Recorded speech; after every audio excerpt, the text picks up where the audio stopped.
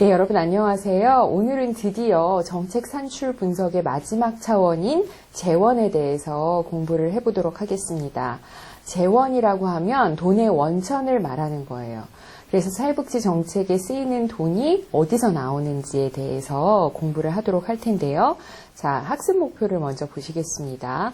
사회복지 정책의 재원 중 공공부문 재정 수입 원천인 조세와 사회보험료의 특징을 이해하고 양자 간 차이점을 설명할 수 있다. 그리고 두 번째는 지방재정조정제도의 필요성을 이해하고 지방교부세와 국고보조금의 차이를 설명할 수 있다.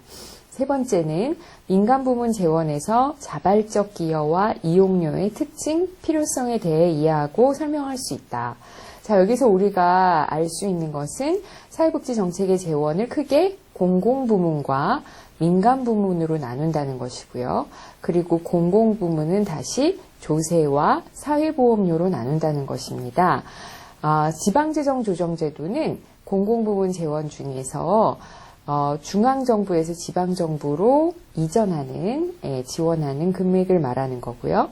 민간부문 재원을 다시 자발적 기여와 이용료로 나눈다는 것입니다. 자, 시장의 재화와 서비스 같은 경우는 구매자가 살 때 비용을 지불합니다. 여러분들 필요한 물건을 시장 또는 마트에서 사서 거기에 여러분들이 비용을 지불하잖아요.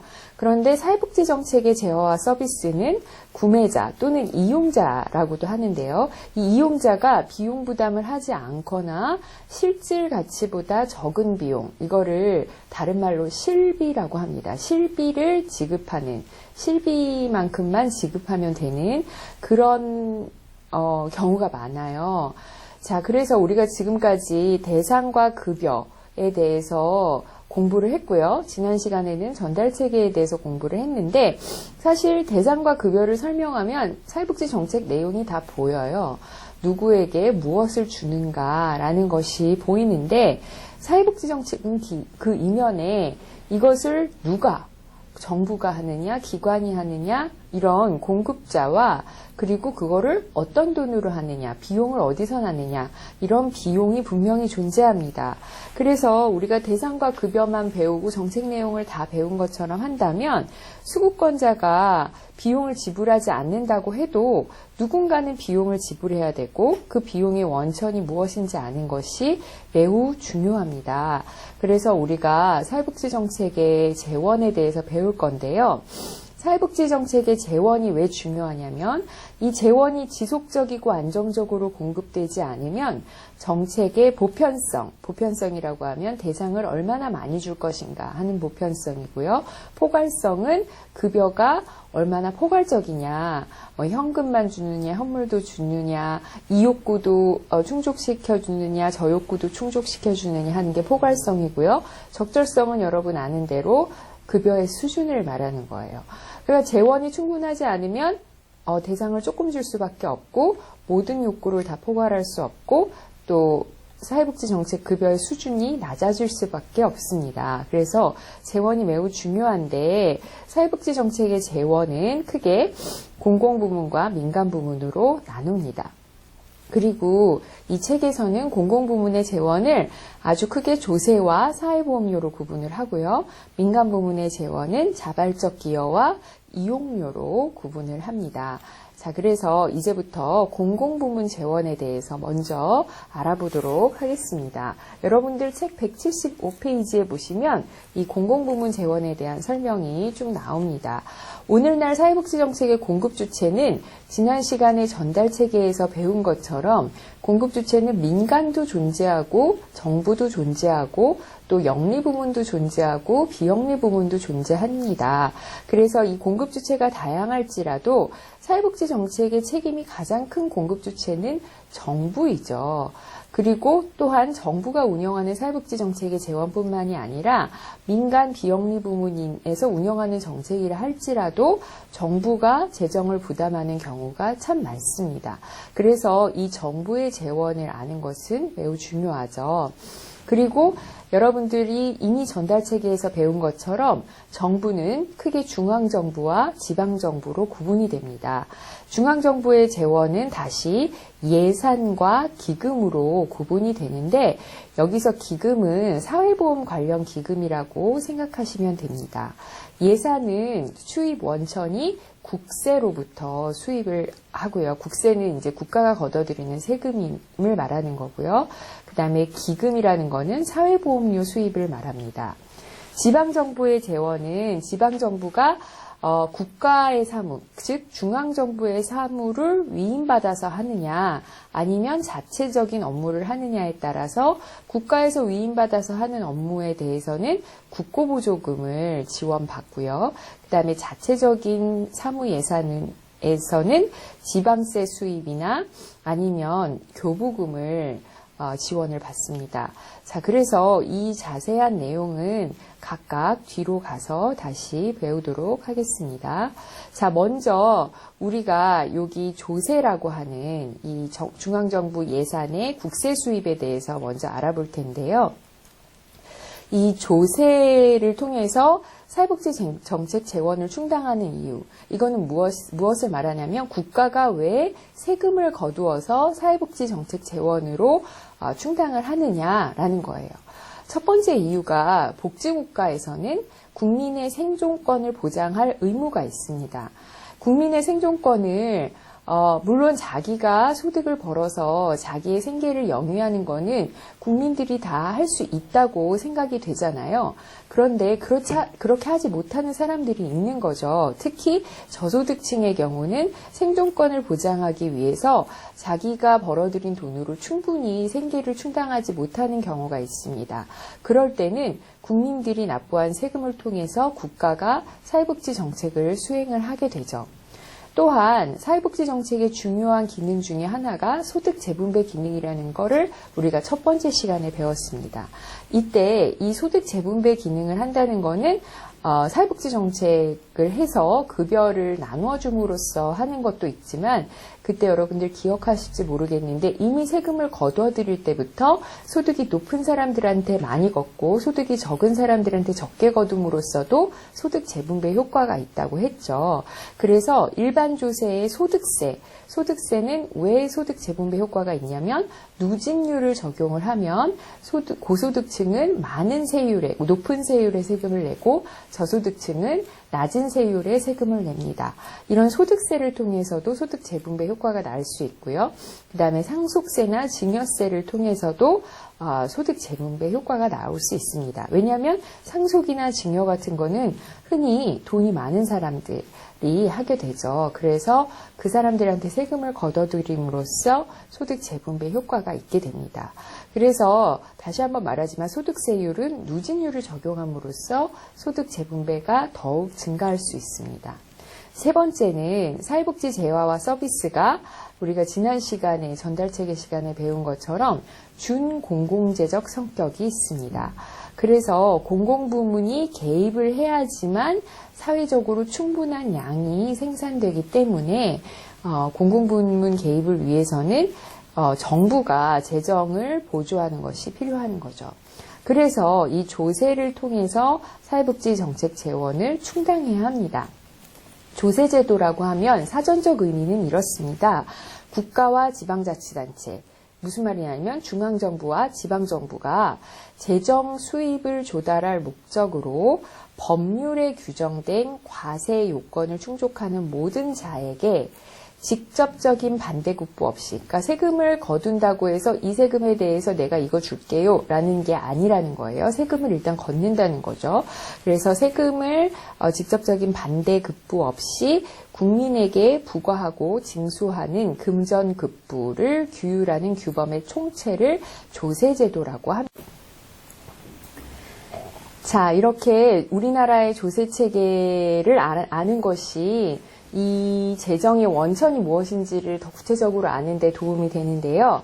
우리나라의 조세 체계는 과세 주체, 그러니까 세금을 부담하는 주체에 따라서 국세와 지방세로 분류를 합니다.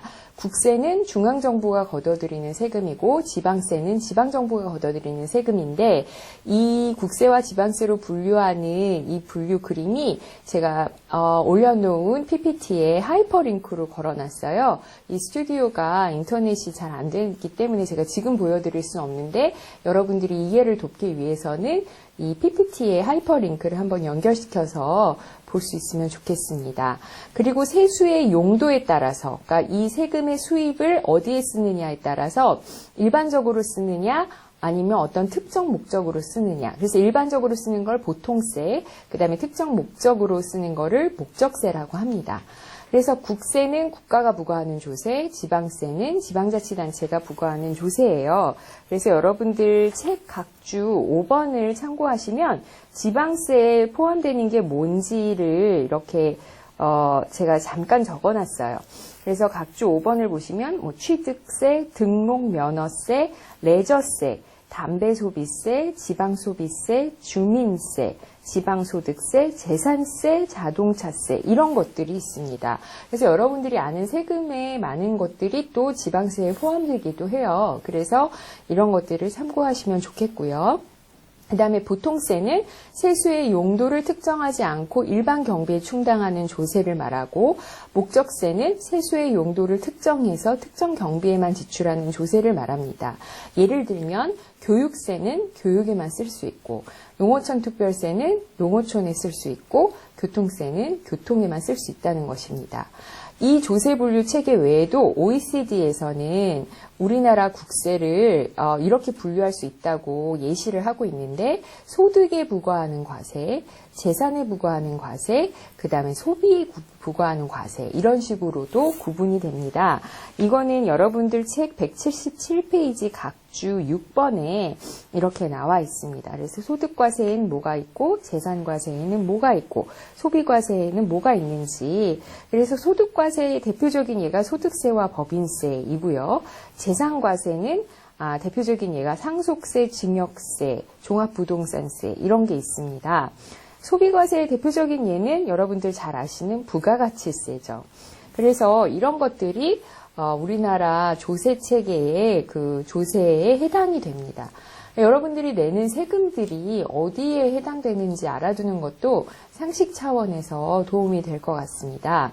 자, 그래서 조세의 원천이, 그러니까 세금의 원천이 어떤 것인지, 어떤 방법으로 세금을 걷는지, 소득에 부과하는지, 재산에 부과하는지, 이것을 알아야 되는 이유는요, 복지재원을 확대하는 방법에 대해서 우리가 고민을 해야 되기 때문입니다. 그러니까 복지재원이 점점, 복지에 쓰이는 예산이 점점 늘어나고 있어요. 그럴 때 우리가 증세를 해야 하느냐, 증세 없이도 복지를 확대할 수 있느냐 이런 논쟁이 많이 붙고 있어요. 사실 증세라는 게 뭐죠? 세금을 증가시키는 거죠. 세금을 증가시킨다는 것은 정치적으로는 참 불리한 주장입니다.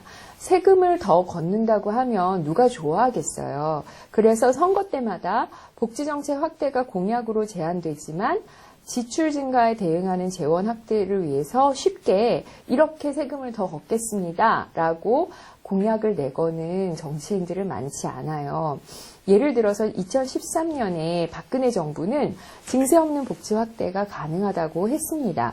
그러니까 어떻게 가능하냐, 증세 없이 복지를 어떻게 확대하냐라고 했을 때 이렇게 정부가 재량적으로 지출하는 지출분을 감소시키고 경제개발 예산 같은 것을 축소시키면 이제 복지 예산으로 더 많이 편성을 하고 이런 세출 절감의 방법과 그 다음에 지하 경제를 양성화한다. 그러니까 세금 안 내고 뭔가 거래하는 것들 있잖아요. 그것들을 다 잡을 것이다. 이렇게 말을 했고 또 비과세 감면을 정비하고 금융소득에 대해서 과세를 강화하고 세외 수입을 확대하는 것이 이제 증세 없이 세입을 그러니까 세출을 절감하는 거는 정부에서 나가는 돈을 줄이는 거고요. 세입을 확충한다는 것은 들어오는 돈을 늘린다는 거죠. 이렇게 증세 없이도 복지 확대에 필요한 예산을 확보할 수 있다라고 발표를 했습니다.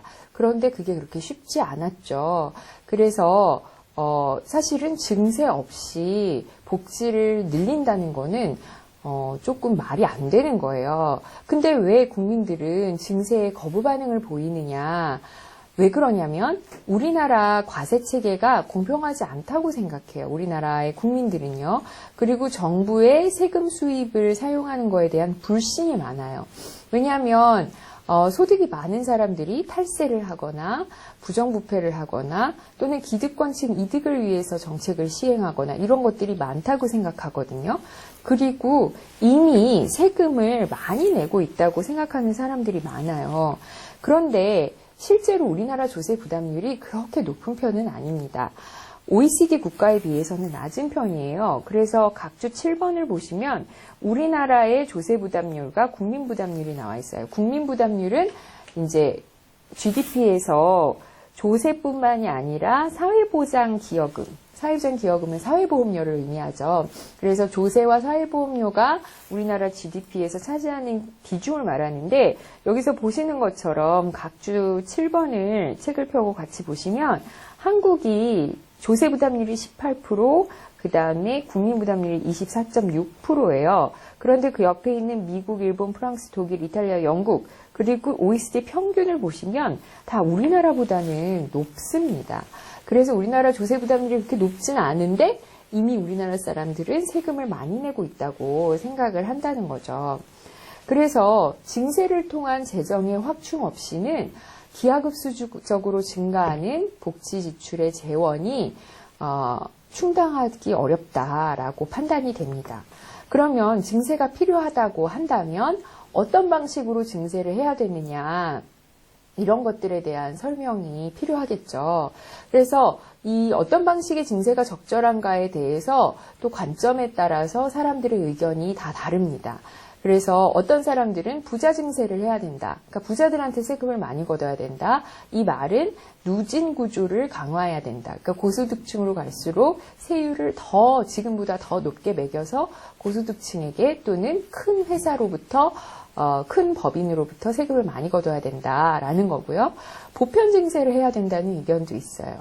이거는 뭐냐면 세원을 확대해야 된다는 건데 우리나라의 면세계층이 은근히 많습니다. 그래서 그런 면세계층을 찾아내서 그 사람들한테라도 적은 액수라도 세금 부담을 매겨야 된다라는 거고요. 아니면 사회복지 정책을 위한 목적세를 신설하자는 거예요. 그래서 전체적으로 세금을 많이 거두기보다는 사회복지에 필요한 목적세, 사회복지에 필요한 세금을 따로 거두자라는 이제 주장도 있습니다. 각각의 주장이 좀 더 구체적인 양상을 알아보자면 일단 부자 증세는 아마도 2017년 8월에 문재인 정부는 소득세와 법인세의 최고 세율 구간을 신설했어요. 그러니까 지금 가장 많은 세금을 내는 그 소득 계층의 폭을 더 높였어요. 그래서 더 많은 세금을 고소득층이 내도록 했단 말이죠. 그리고 대주주의 주식 양도소득세율을 인상했습니다. 이런 것들이 다 이제 부자 증세에 해당이 되는 거죠.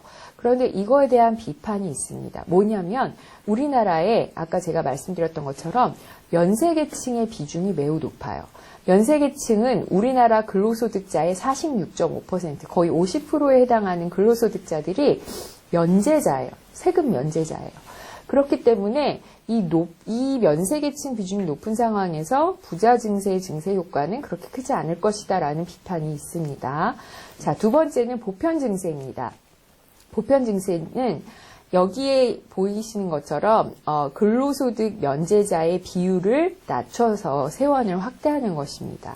또한 비효율적인 세액공제 같은 조세 지출, 그러니까 세금을 걷었다 다시 나눠주고 이러는 게 이제 세액 공제 같은 거거든요. 그래서 그런 조세 지출을 감소하고 과세 대상을 확대하는 것입니다. 즉 보편적인 복지 혜택을 위해서는 조세 부담도 보편적이어야 한다는 주장입니다. 세 번째는 목적세 신설과 확대입니다. 우리나라에 점점 많이 드는 공공부조, 기초연금, 아동수당, 사회서비스 정책 이런 것들을 위한 사회복지세를 신설을 하거나 또는 사회보험료를 인상을 하는 거죠. 사회보험료는 사회보험 정책에만 쓰이니까 어떻게 보면 목적세라고 볼 수 있어요. 장점은 뭐냐면 세수의 용도를 특정해서 특정 경비에만 충당하기 때문에, 즉 복지에만 쓸 수 있기 때문에 재원의 안정적 확보가 용이하다는 장점이 있는 반면에 탄력적인 재정정책 수행이 어렵고 급여 자체가 목적세 재원 변동에 의해서 좌우될 위험이 있습니다. 급여 수준이 걷어들이는 세금의 액수가 높아지면 많이 줄 수 있고 적어지면 적게 줄 수 있다는 그런 단점이 있습니다. 그래서 부자 증세건 보편 증세건 목적세 신설과 확대 이건 간에 뭔가 장단점이 분명히 있습니다. 그래서 우리나라의 그 조세를 통한 재원을 확대하기 위해서는 면밀히 분석하고 고민해 봐야 될 것입니다. 자, 두 번째로 정부 조세 외에 지방재정조정제도에 대해서 설명을 하려고 합니다. 지방재정조정제도는 사회복지정책이 지역화 분권화되면서 지방자치단체의 재정이 공공부문 사회복지 재정에서 중요하게 자리 잡고 있습니다. 지방자치단체도 아까 보시는 것처럼 지방세가 있었잖아요. 그 지방세를 통해서 지역 주민에게 세금을 부과하긴 합니다. 그러나 우리나라의 국세와 지방세 수입의 비율은 국세가 3이라면 지방세가 1 수준으로 그 지방세 비중이 매우 낮은 편입니다.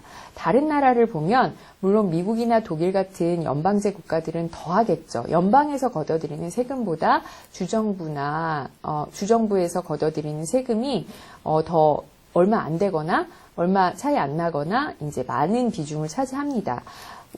일본도 연방제는 아니기 때문에 일본이랑 우리나라를 비교해 보면 일본도 3대2 수준인 거죠. 우리나라는 3대1 수준이니까. 그래서 지방정부의 재정력이 매우 취약합니다. 이렇게 지방정부가 중앙정부에 비해서 재정력이 취약한 거를 수직적 불균형이라고 하고요. 그 다음에 지방정부 간에 예를 들면 서울시와 경기도와 강원도와 그렇게 지방자치단체 간에 재정력이 서로 차이가 나는 것을 수평적 불균형이라고 합니다. 이 지방재정조정제도는 이 수직적 불균형과 수평적 불균형을 보다 균형 있게 맞춰주기 위해서 중앙정부에서 지방정부로 재원을 보조해 주는 것입니다. 그래서 지방정부가 최소한의 행정 수준을 유지하는 데 필요한 재원을 보장하고 지방정부 간의 재정력 격차를 완화시켜 주기 위해서 국세 수입이 이렇게 많잖아요. 3대1로 많거든요. 그래서 국세 수입의 일부를 일정 기준에 따라서 지방정부에 배분해 주는 제도를 말합니다. 그래서 우리나라의 지방재정조정제도는 크게 지방교부세와 국고보조금이 있습니다. 지방교부세는 근거 법률이 지방교부세법이고요. 국고보조금은 보조금 관리에 관한 법률입니다. 국고보조금은 지정한 용도로만 집행을 할 수 있어요. 그러니까 국가사무에, 그러니까 국가가 지방정부에 위임한 업무, 정책에 대해서 이제 국고보조금을 지원을 하는 거거든요. 그 국고보조율 정책에 따라서 예를 들어 국민기초생활보장제도는 서울은 중앙대 지방이 서울은 중앙대 지방이 5대5, 지방자치단체는 8대2 이런 식으로 돼요. 그래서 여러분들 책 181페이지에 그 표 8-1을 보시면 뒤에 제가 이제 여기 보시는 것처럼 국고와 지방의 그 재정 부담분의 차이를 이렇게 보여드리고 있는데 국민기초생활보장제도 생계급여 제도 같은 경우는 국고가 80%라면 지방에서 20%를 매칭하면 됩니다. 서울시는 재정자립도가 좀 높기 때문에 서울시는 5대5 정도로 국고와 지방이 이렇게 들고요.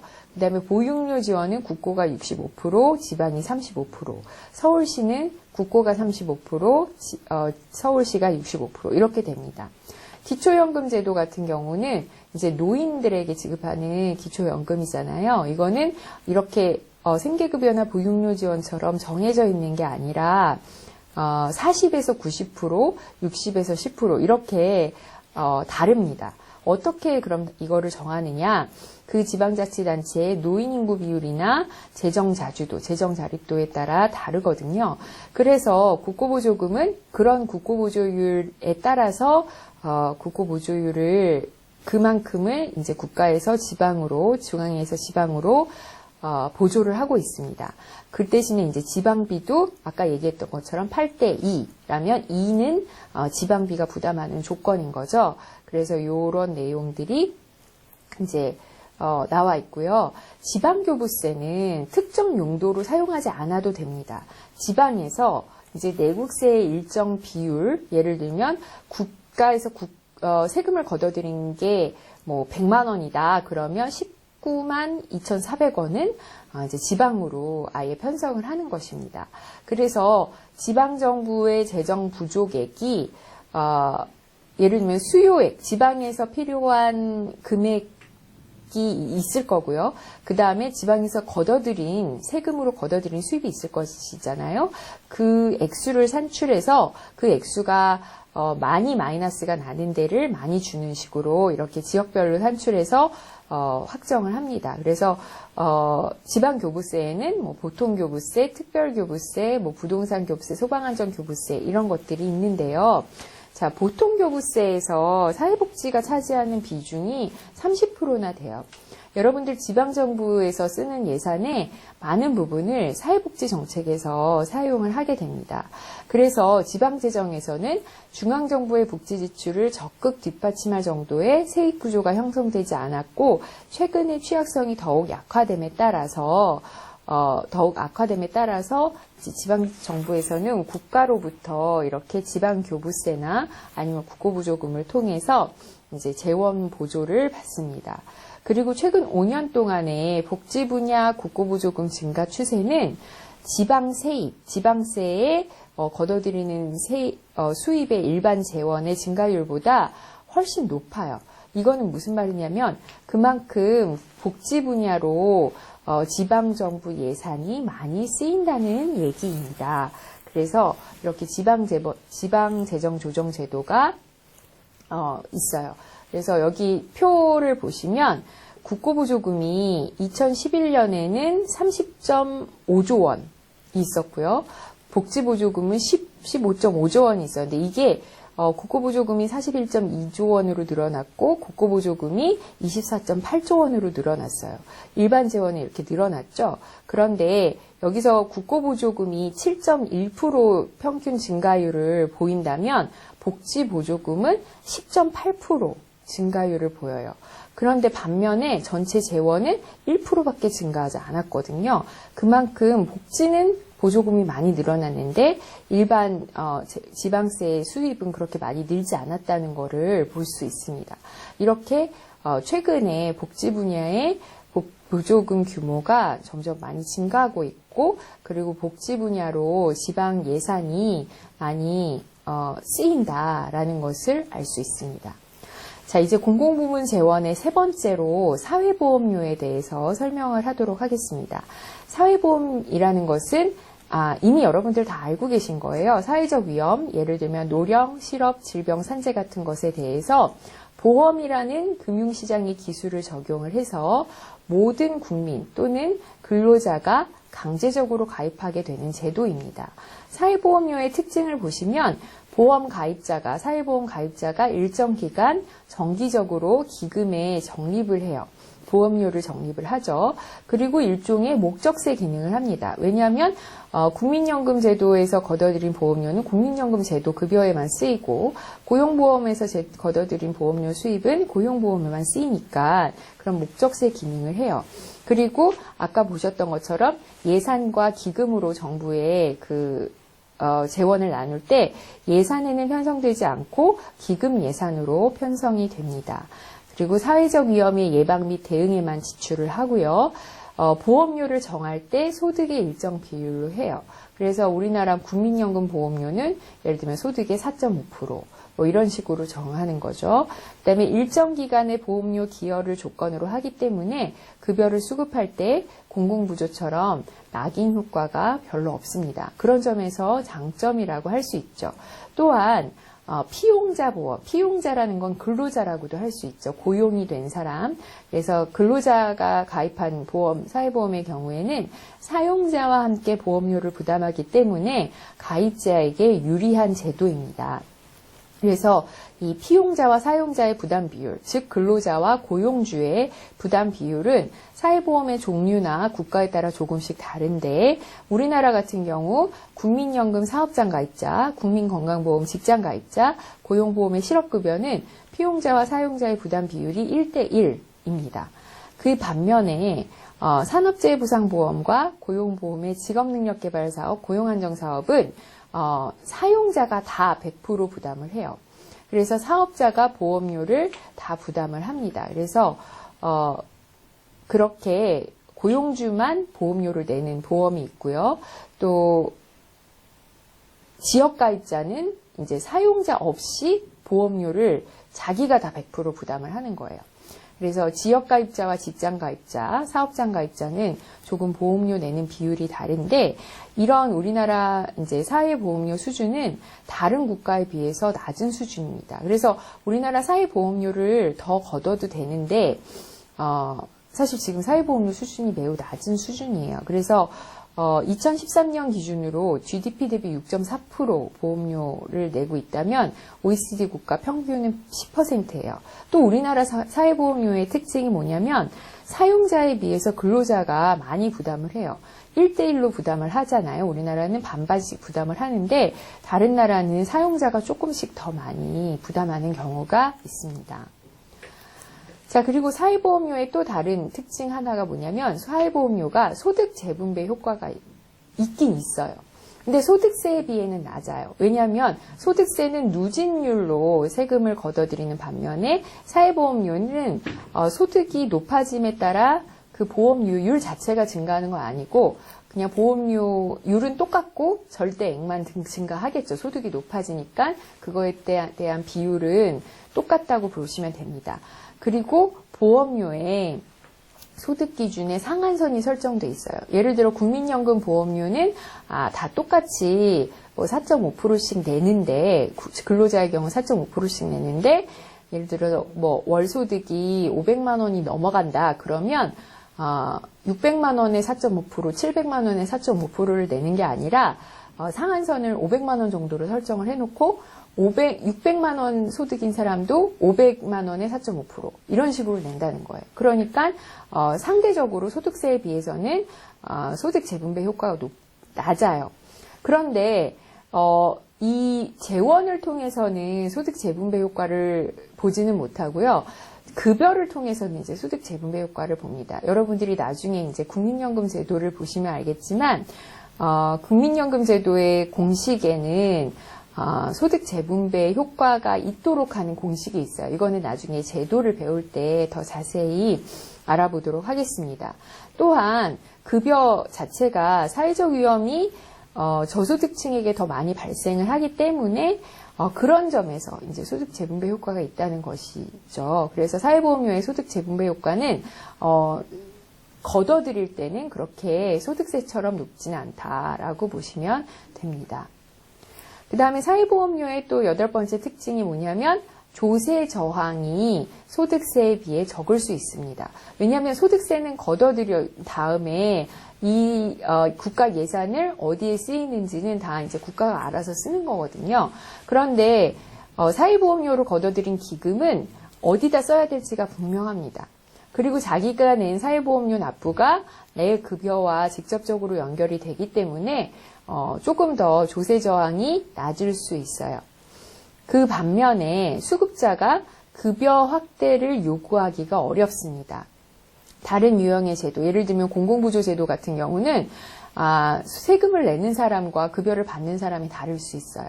그런데 사회보험 급여 같은 경우는 사회보험료 만약에 급여를 확대해달라고 하면 사회보험료를 인상해야 된다는 것을 가입자들이 알기 때문에 그 가입자들의 부담이 늘어나게 됩니다. 그래서 수급자가 무턱대고 급여를 확대해달라고 요구하기가 어렵다는 특징이 있습니다. 자, 그래서 여러분들 사회복지 정책의 재정 현황을 184페이지와 5페이지에 이렇게 표를 보시면요. 우리나라는 조세나 사회보험료 등을 통해서 거둔 예산 수입이 정부 정책 각 분야에서 지출이 됩니다. 그래서 표 8-3에 보시면 총 지출, 그 다음에 보건복지, 노동 분야, 일자리 분야, 교육 분야, 문화체육 관광 분야 등등등 우리나라 이제 정부 예산안에 분야별 지출이 쭉 나와 있습니다. 그래서 재정 지출 중에서 사회복지 정책의 비중이 점차 증가하고 있고요. 2017년에 총 지출이 400.5조 원이었거든요. 그 중에서 복지 지출이 87조 원, 이구 지방 이전 재원이 87.6조 원입니다. 근데 아까 우리가 그 지방으로 이전하는 보통 교부세 중에 한 30%가 복지에 쓰인다고 했을 때 87.6조의 한 30%, 약 30조 원을 이제 30조보다 못한 돈을 쓴다고 한다면 연간 120조 원 정도가 복지정책 재원으로 쓰이는 거예요. 그래서 여기서 보시는 것처럼 보건복지 노동 분야에 2014년에 29.9%, 2015년에 30.8%, 2016년에 31.9% 이렇게 점점 증가하고 있죠. 2018년에는 34.1%까지 증가를 했어요. 그래서 14년에서 17년까지 증가율이 6.8%라면 17년에서 18년만 12.9%가 증가한 거거든요. 그래서 이렇게 사회복지 정책에 쓰이는 예산이 점차 많아지고 있다라는 것을 알 수 있습니다. 자, 사회복지 예산 중에서도 어디에 가장 많이 쓰이는지 여러분들 궁금하시죠? 가장 많이 쓰이는 분야는 공적연금입니다. 국민연금에 되게 많이 쓰이고 있어요.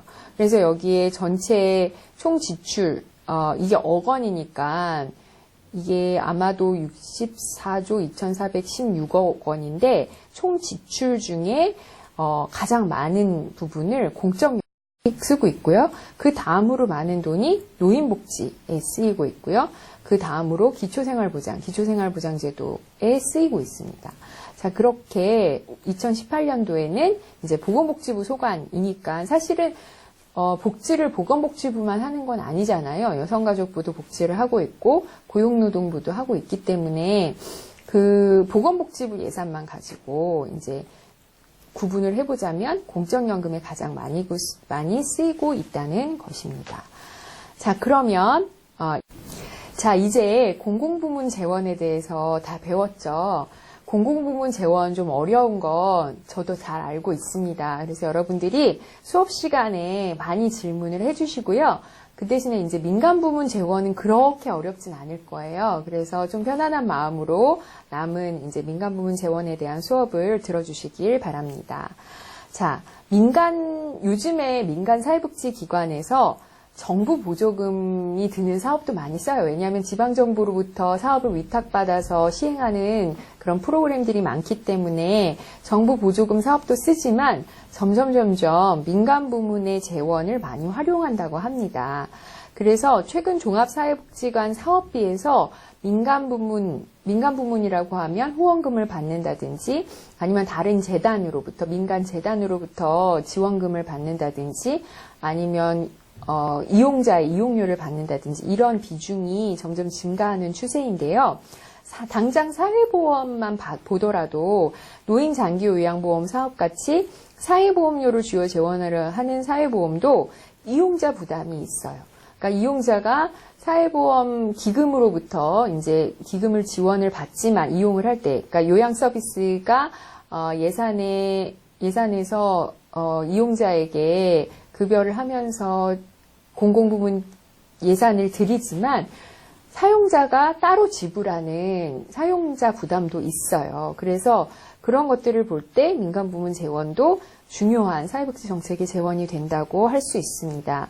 그래서 정책을 운영할 때 수익자, 여기서 수익자라는 건 이용자라고 볼 수 있거든요. 사회복지 서비스를 이용함으로써 이득을 얻게 되는 그런 수익자 부담의 형태로 재원이 충당되는 비중도 증가하고 있습니다. 자, 그래서 민간 재원의 유형을 크게 자발적 기여, 그러니까 후원금이나 기부금이나 회비를 받는 그런 자발적 기여와 이용료는 다른 말로 사용자 부담, 수익자 부담이라고도 하는데 이렇게 자발적 기여와 이용료로 구분을 해서 배우도록 하겠습니다. 자, 자발적 기여는요, 민간 부문의 자발적인 기부금, 후원금, 회비를 말합니다. 기부금은요, 타인을 원조할 목적으로 대가 없이 재산을 무상으로 주는 것이에요. 그러니까 기부금 줬다 그래서 내가 기부금 냈으니까 무슨 서비스 좀 해주세요. 이거 말이 안 되는 거죠. 기부금은 대가 없이 재산을 무상으로 주는 거예요. 자, 그 다음에 후원금은 기관 단체의 활동을 원조하기 위해서 제공하는 금품입니다. 회비는 모임의 회원의 자격으로 모임 활동을 위해 제공하는 비용이에요. 자, 이런 것들이 다 민간 기관들에서 재원으로 쓰이는 자발적인 기여 부분입니다. 그럼 자발적 기여를 누가 하느냐? 개인이 할 수도 있고 기업이 할 수도 있고 단체가 할 수도 있습니다. 자발적 기여는 역사적으로 사회복지 정책의 공공부문 재원보다, 왜냐하면 국가에서 사회복지 정책을 하기 시작한 것보다 더 훨씬 전부터 민간에서 사회복지 활동을 자선, 이런 활동을 하고 있었잖아요. 그래서 더 오랫동안 사회복지 활동에 사용이 됐습니다. 자발적 기여의 동기는 자선과 박애죠. 박애는 널리 사랑한다는 뜻이죠. 그래서 그 자발적 기여의 동기가 이렇기 때문에 훨씬 더 옛날부터 사회복지 정책이 만들어지기 전부터 사회복지 활동의 재원으로 쓰였다는 것이죠. 그리고 기여 주체에 따라서 자발적 기여의 동기가 자선과 박애가 아니라고 보는 사람들도 있어요. 왜냐하면 이 기업이나 단체들이 자발적 기여를 하잖아요. 이렇게 후원금을 내거나 기부금을 내면 조세 감면 정책의 혜택을 받습니다. 그래서 개인도 마찬가지고요. 그래서 개인 기부가 어떤 사람이 이제 재밌는 연구를 했는데 개인 기부가 2014년까지 꾸준히 증가하다가 2014년에 소폭 감소했대요. 근데 이때 무슨 일이 있었냐면 2014년에 기부금 세액공제 전환으로 기부에 대한 세제 지원 축소가 영향을 미치지 않았냐라고 이제 보는 학자도 있습니다. 그래서 자발적 기여의 동기는 주로 자선과 박애인데 어떤 사람들은 이제 세금을 덜 내기 위해서 하는 사람도 있다라고 하는 것입니다. 자, 그래서 자발적 기여를 보시면 이제 사회복지 공동모금회라는 기관이 있어요. 여러분들 아마 많이 들어보셨을 거예요. 이 사회복지 공동모금회가 이제 연말이 되면 시청 앞 광장에 온도계를 세우는 거 아시죠? 그래서 올해 기부금 액수가 이 정도, 그러니까 올해 그 어려운 이웃에게 대한 온정의 온도가 이렇게 높아졌습니다라는 그 온도계를 모형을 세우는 걸 아마 알고 계실 거예요. 그 온도계를 세우는 사회복지 공동모금회에서 발표하기를 자원봉사의 금전가치까지, 그러니까 자원봉사가 무급으로 이제 봉사활동을 여러분들도 많이 하잖아요. 그거를 이제 유급으로 전환을 가상으로 했을 때 그거를 포함해서 8조 5,935억 원이라는 거예요. 네, 자발적 기여의 액수가 이 정도 된다는 겁니다. 그리고 자원봉사 금전가치를 제외하면 순수하게 이제 돈으로 걷어들인 게 7조 2,700억 원이나 된대요. 그럼 자발적 기여의 장점은 뭐냐? 이 자선과 박애라는 선한 의도, 이것이 장점이죠. 그리고 민간 부문 사회복지 활동의 중요한 재원으로 활용이 된다는 것입니다. 또한 정부가 사실은 이제 경제가 어렵거나 그러면 세금을 많이 걷지 못해서 재정 압박 때문에 민간 부문에 대한 정부 보조금을 충분히 주지 못하는 상황이 생길 때 민간 사회복지 공급에 큰 도움이 되기도 합니다. 근데 그렇다고 해서 민간에만 이렇게 자발적 기여에만 기댈 수는 없는 게 후원자나 기부자 역시 경제적 여건에 따라서 재원을 안정적이고 지속적으로 주지 못하는 경우가 있어요. 그래서 이런 경우에는 이제 단점이 될 수 있죠. 자, 그러면 두 번째는 뭐냐면 이용료입니다. 이용료는 이제 사용자가 부담을 하는 건데 사회복지 정책 서비스가 모두 무료로 제공되진 않아요. 아마 소득이 어느 정도 이상인 계층에게는 이용료를 받게 돼요. 저소득층에게는 무료로 제공될 수도 있지만 일정 소득 수준 이상의 소비자 이용료를 납부하게 됩니다. 사회보장기본법 제27조 4항에서도 이렇게 쓰여 있어요. 부담 능력이 있는 국민에 대한 사회복지 서비스에 드는 비용은 그 수익자가 부담함을 원칙으로 하되 관계 법령에서 정하는 바에 따라 국가와 지방자치단체가 그 비용의 일부를 부담할 수 있다. 즉 여기서 말하는 거는 비용은 그 수입자가 부담함을 원칙으로 하되 어떤 사람들 부담 능력이 있는 국민들은 사회복지 서비스에 드는 비용을 그 수입자, 이용자가 부담함을 원칙으로 하되 이렇게 써 있어요. 자, 그래서 이용자가 사용자가 부담할 수 있다는 것입니다. 예를 들면 노인장기요양보험에서는 재가급여 비용의 10%, 15%, 재가급여라는 거는 요양보호사가 집으로 오셔가지고 서비스를 제공하는 경우에 만약에 그 서비스 비용이 10만 원이다. 그러면 15,000원은 내가 내야 된다는 거예요. 그 다음에 시설급여 비용, 요양원이나 뭐 그런데 생활시설에, 그러니까 요양원에 들어가신 이제 노인장기요양보장 대상자의 경우에는 만약에 시설 이용료를 한 달에 뭐 100만 원을 낸다. 그러면 20만 원은 자기 돈으로 내야 된다는 것입니다. 그 다음에 건강보험도 여러분들 의료기관, 그러니까 병원에서 감기 걸려가지고 진료받고, 돈을 내죠. 돈을 안 내지 않잖아요. 건강보험이 다 된다고 해도 다 본인 일부 부담금이 조금씩 있어요. 약값도 마찬가지고, 약값도 여러분들이 약국에서 약을 사면, 특히 처방전이 있는 약 같은 경우는 이제 돈을 내는데 그 약값 명세서에 보시면 왼쪽에는 건강보험에서 얼마가 나왔는지 그리고 내가 얼마를 냈는지 오른쪽에 이렇게 나와 있죠. 그 돈을 이제 여러분들이 내는 거죠. 이게 바로 본인 일부 부담금입니다. 심지어 저소득층이 이용하는 의료급여 같은 경우도 이종수급자들의 경우는 입원비에 본인 일부 부담금이 있어요. 사회서비스는 일정 소득계층 이상의 경우에는 이용료를 납부하게 됩니다. 자, 그래서 이용료가 이렇게 재원으로 사용이 되는데 왜 이렇게 이용료를 재원으로 사용하게 되느냐, 이런 장점이 있다는 거예요. 어떤 장점이 있냐면 도덕적 해이의 문제를 해결한다. 예를 들어 공짜로 의료 서비스를 이용할 수 있다 그러면 별로 필요하지 않은 서비스도 막 이용을 할 수 있다는 거예요. 제가 어떤 분한테 들었는데 어떤 지자체에서 노인분들에게 그 무릎 관절 수술을 무료로 해준다고 했대요. 그랬더니 정말 많은 노인들이 와서 무릎 관절 수술을 받겠다고 오셨다는 거예요. 그런데 무릎 관절 수술이 꼭 필요한 사람은 받아야겠지만 꼭 필요하지 않은 사람은 노인이 수술까지 받아가면서 하기에는 좀 위험할 수도 있거든요. 그래서 이렇게 이용자 부담을 하는 것은 무료로 하는 것보다 도덕적 해이 문제를 해결할 수 있다는 것입니다. 그 다음에 사회보험 가입자 간 형평성을 추구할 수 있다는 거예요.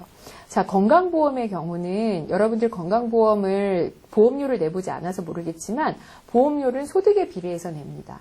그리고 급여를 따로 매달 받거나 매년 받거나 그러지 않아요. 급여는 언제 받냐면 병원을 이용하거나 약국을 이용할 때 그때 우리가 돈을 내지만 더 많은 돈을 내야 될 거를 이제 조금만 내는 식으로 받게 되죠. 그러면 여러분들이 돌아볼 때 여러분들이 건강하다면 사실은 병원을 그렇게 많이 이용하지 않아요. 그렇죠? 1년에 한 번도 안 가는 분들도 계실 거예요. 노인일수록 많이 가긴 하지만 아마 젊은 여러분들은 병원을 갈 일이 별로 없다거나 아니면 약국 갈 일이 별로 없을 거예요. 그러면 건강보험에 여러분들의 부모님도 마찬가지예요. 여러분들이 부모님도 건강하시다면 병원 갈 일이 별로 없을 거예요. 하지만 여러분들의 부모님이 건강보험료는 매달 내고 계시거든요. 그랬을 때 건강보험료를 매달 내는데 건강보험의 혜택은 없다라고 한다면 좀 억울한 생각이 들 거예요. 내가 보험료는 내고 있는데 혜택은 없다. 그런데 만약에 여기에 이용자 부담마저 없다면 그런 억울한 생각이 더 들겠죠. 그러니까 사회보험 가입자 간에 가입을 했으면서 병원의 서비스를 이용하는 사람과 이용하지 않는 사람들 간의 형평성을 이 이용자 부담, 이용료를 통해서 좀 높일 수 있다는 거죠. 그 다음에 이용료를 내고 이제 서비스를 이용하면 공짜로 이용할 때보다는 스티그마가 없는 거는 아시겠죠? 그리고 이용료를 내면서까지 서비스를 이용한다라고 하면 진짜 이거는 필요한 서비스라는 거예요. 그래서 어떤 서비스를 새로 하려고 할 때 이용료 없이 서비스를 제공하는 거 말고 이용료를 내면서까지 서비스를 이용한다는 거는 그 서비스가 정말 필요하다는 것이기 때문에 이 서비스 제공의 우선순위 파악할 때도 도움이 되고요. 아무래도 이제 이용료를 걷지 않고 모든 거를 다 정부 재정으로 하면 정부 재정이 많이 들겠죠. 하지만 이용료를 일부 내면 정부 재정 지출이 감소하는 장점이 있습니다. 반면에 비판이 있는데요. 비판은 저소득층의 경우에는 상대적으로 부담을 아무래도 이용료가 없을 때보다 있게 되면 더 부담을 느끼게 돼서 서비스 이용이 제한이 된다는 거예요. 그러니까 아까는 왜 서비스가 필요 없으면 이용료 안 내면 이용료 안 내고 안 사용하는 게 더 좋다고 하지 않았냐라고 여러분들이 이제 질문을 할 수 있을 것 같은데, 일부 서비스 같은 경우는 이제 시간이 길어지면 길어질수록 이용료 부담이 생기는 경우도 있거든요. 그런데 저소득층의 경우는 정말 이거를 써야 되는데 이용료 부담 때문에 짧은 시간만 이용하거나 안 이용하거나 그렇다면 그거는 저소득층에게는 너무 부담이 되는 거예요. 그래서 이용료라는 게 저소득층에게는 상대적으로 부담을 느끼게 돼서 서비스 이용을 제한하는 그런 단점이 있습니다. 자, 그래서 여기까지 이제 재원에 대해서 설명을 했는데요. 모르는 거는 오프라인 수업을 통해서 여러분들이 질문 많이 해주시고 궁금증을 해결해 주셨으면 좋겠습니다. 감사합니다.